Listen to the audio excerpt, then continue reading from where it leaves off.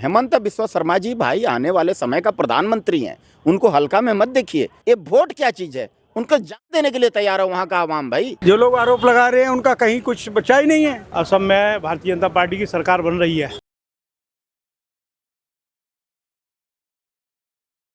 नमस्कार, मैं हूं पायल और आप देख रहे हैं ओ न्यूज़ हिंदी। पूरे देश में हर जगह इलेक्शन हो रहा है, कहीं पुडुचेरी, कभी केरला, अब आने वाले दिनों में बंगाल में भी इलेक्शन आने वाला है। लेकिन हर एक इंसान की नज़र असम पे है, क्योंकि हाल ही में वहाँ पे एलिगेशन पॉलिटिक्स भी देखने को आया था, जहाँ पे सीएम हेमंत शर्मा पे कई सारे आरोप विपक्ष ने उठाए थे। लेकिन इसी बीच 9 अप्रैल जिस दिन वोटिंग काउंट यानी कि जिस दिन वोट देने का दिन था, तब 3:30-4 बजे तक लगभग 75% से भी ज़्यादा वोटिंग रिकॉर्ड हुए थे।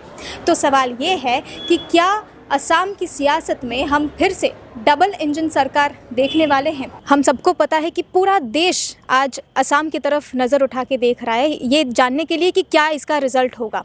अब बात यह है कि इसी बीच करीब 3:30 बजे तक 75% वोटिंग का रिकॉर्ड हो चुका था। तो क्या लगता है, मतलब इतना ज़्यादा भरोसा है लोगों का सरकार पे, मोदी सरकार पे, बीजेपी पे? देखिए, मोदी सरकार पर बीजेपी तो भरोसा है, लेकिन असम का जो वहाँ का जो पब्लिक है ना, नागरिक है, वो उनको मामा बोलता है। हेमंत बिस्वा शर्मा जी को मामा बोलता है कि ये मेरा मामा है, घर का आदमी है, वो बाहर का आदमी नहीं है, मेरा घर का आदमी मेरा मामा है। अरे भैया, उनके लिए क्या बच्चा, क्या बूढ़ा, क्या जवान जान छिड़कते हैं। और इन लोग उनको क्या क्या अपशब्द बोल करके उनको चिढ़ाते रहते हैं, कांग्रेस वाले, ये पवन खेड़ा। और देखिए, बोलता है कि भाई उनका धर्मपत्नी को अपमान किया, क्या क्या बोला कि यहाँ का 1000 करोड़ रुपए ये है और 3-3 देश का पासपोर्ट है, ये है वो है, इनको अपमान किया। तो भाई देखिए कैसा वो डंडा लेके दौड़ा रहे हैं, कहाँ बोल करके कहाँ गटर में जाके छुप गया वो, है ना। पवन खेड़ा बोल तो रहे हैं कि तेरे को क्या गाली भी दिए उसको, और बोले तेरा खेड़ा है ना, तेरे को पेड़ा भी बनाऊंगा। तो ये जान जाइए, अरे भाई ये टोटी ब्रो जो है अपना धर्म पत्नी का अपमान बर्दाश्त कर लिए। अरे भाई देखिए, आप एक नारी का अपमान है भाई, नारी का अपमान से के लिए महाभारत हो गया भाई, कई करोड़ लोग मारे गए। नारी का अपमान के लिए जो है रामायण हो गया है, लंका जला दिए हनुमान जी जा करके। आप नारी का जो है, ये कहावत है ना कि भाई जहाँ नारी का पूजा होती है वहाँ जो है लक्ष्मी का वास होता है। नारी का अपमान किसी कीमत पर नहीं होना चाहिए।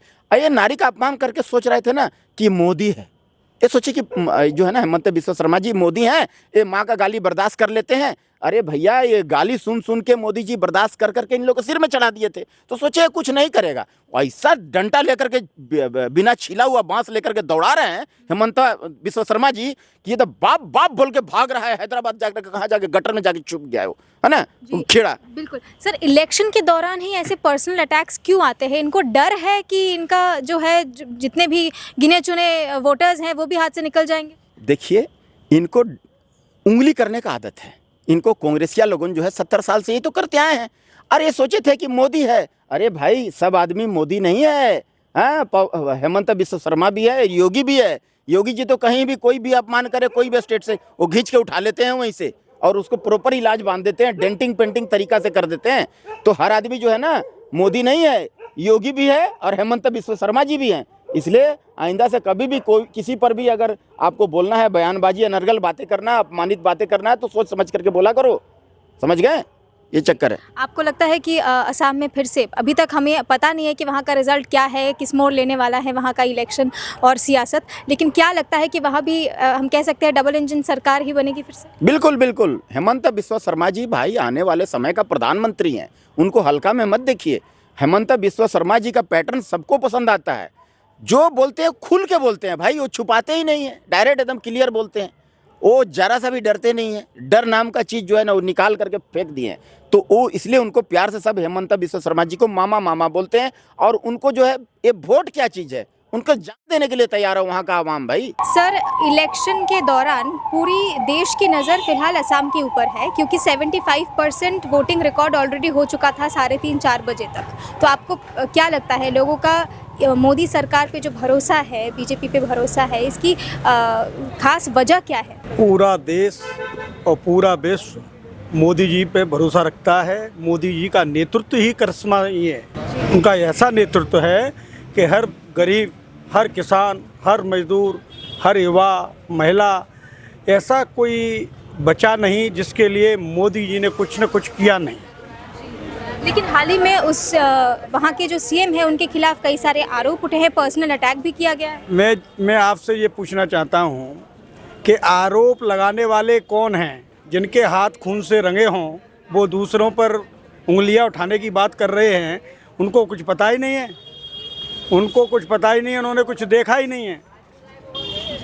जो लोग आरोप लगा रहे हैं उनका कहीं कुछ बचा ही नहीं है।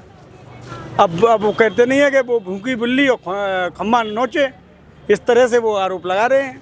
मतलब आप कह रहे हैं कि वो पूरी तरह से बौखला गए हैं, पूरी तरह से। मैं आसाम में रहा हूँ 1.5 महीने तक, और आसाम में बहुत अच्छा स्थिति है। आसाम बहुत विकसित भारत में आसाम प्रदेश देश का अग्रणी प्रदेश बनने जा रहा है और आसाम में बहुत विकास किया है माननीय वहाँ के मुख्यमंत्री हेमंत बिस्वा शर्मा जी ने, और उनकी बहुत बड़ी लोकप्रियता है। मामा के नाम से महिलाएं, युवा, नौजवान सारे उनको बहुत चाहते हैं और इसी लोकप्रियता के कारण ये वोटिंग वहाँ पर आज ज़्यादा से ज़्यादा हुआ है।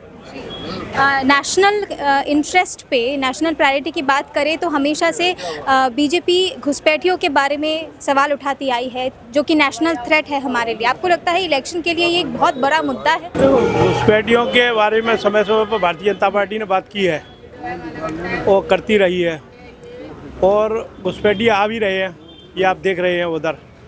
और माननीय मुख्यमंत्री हेमंत बिस्वा शर्मा जी ने समय समय पर इस आवाज़ को उठाया है और आने वाले समय में इनके खिलाफ कार्रवाई भी होगी, क्योंकि प्रदेश में असम में भारतीय जनता पार्टी की सरकार बन रही है। राहुल गांधी जी बौखलाए हुए हैं, इसलिए अनगढ़ंत बातें कर रहे हैं मुख्यमंत्री जी के बारे में, देश के प्रधानमंत्री जी के बारे में। ऐसा उनको नहीं करना चाहिए। मोदी जी ने देश में बहुत काम किया है। महिलाएं अरुणोदय योजना के बारे में उनका एक संदेश है, बहुत अच्छा है। असम में नौजवानों को रोज़गार देने की बात की है उन्होंने, चाय बागान वालों के लिए बात की है। ये तमाम सारी योजनाओं को आगे आने वाले समय में क्रियान्वित होनी है। तो आसाम के भविष्य के लिए भारतीय जनता पार्टी का जीतना बहुत ज़रूरी है और सरकार बन रही है।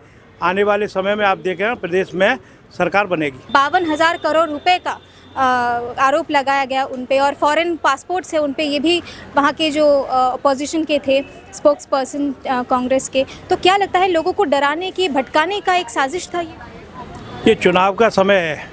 आप जानते हो कि चुनाव के समय आरोप प्रत्यारोप लगती है। चुनाव से पहले क्यों नहीं लगाए? उन्होंने चुनाव के समय ही ये आरोप लगाए हैं।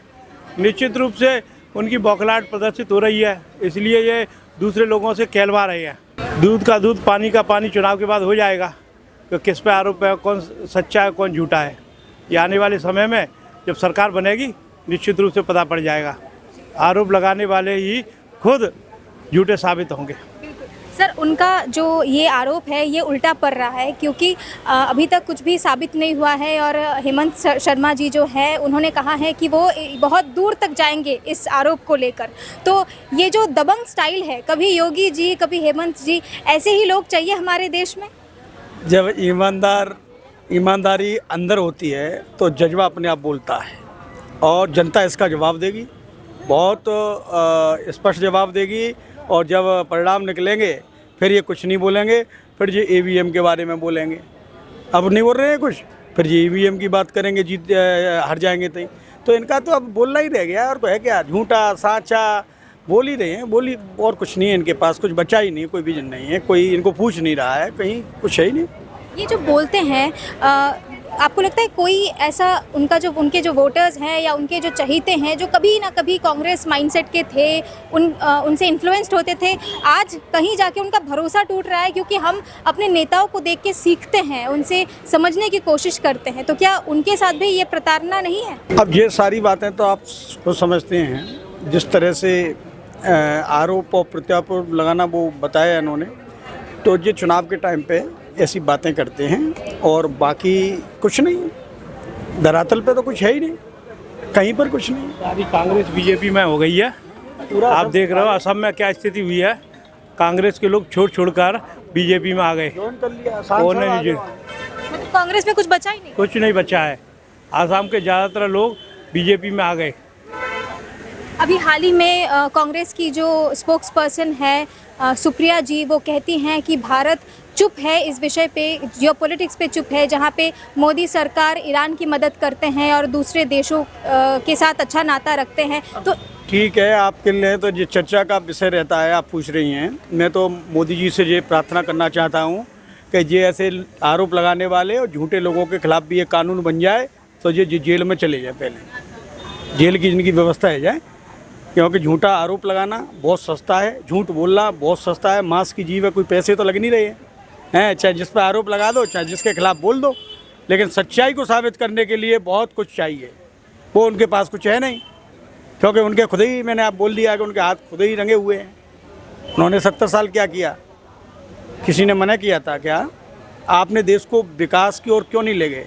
आप अपने परिवार की ओर ले गए देश को, पूरा परिवार से समेट के रख दिया। आप विकास की बात करते हुए क्यों नहीं करी आपने विकास की? आपने क्या किया? मानस, वो एक कहावत है, मानस कैसे हाथ पैर है, मानस कैसी काया, और 4 महीने क्या किया? तो घोंसला नहीं छाया। एक पंछी का घोंसला एक लंगूर आके बिगाड़ने लगा, तब पंछी ने कहा कि भैया ऐसे क्यों बिगाड़ रहे हो, 4 महीने तुमको तो मिले, तुमने घोंसला क्यों नहीं छाया? तो 70 साल तुमको मिल गए, अब क्या खून पिए हुए? अब क्या करोगे?